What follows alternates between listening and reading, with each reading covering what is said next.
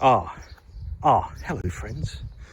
Right, I've just done something that I thought would be really useful to share the video of. Now, this is probably video 10 of this lawn levelling renovation that I'm doing. And what I wanted to show you here is how do you apply turf dressing correctly? So, 25 kilogram bag. What I do is I cut open a small gap in the top, about, let's say, small gap? No, actually 2/3 of the size of the bag.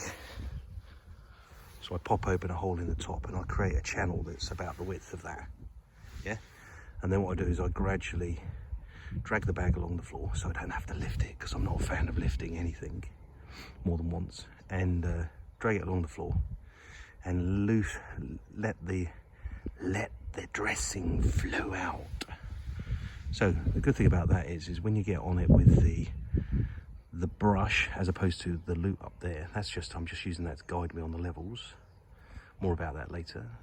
But I have very little to brush in terms of volume, so it's nice and easy work to get the detailing correct. Less is more. I think Alan Titchmarsh once said, if you know that name, when you're using a rake, only drag a little bit of material.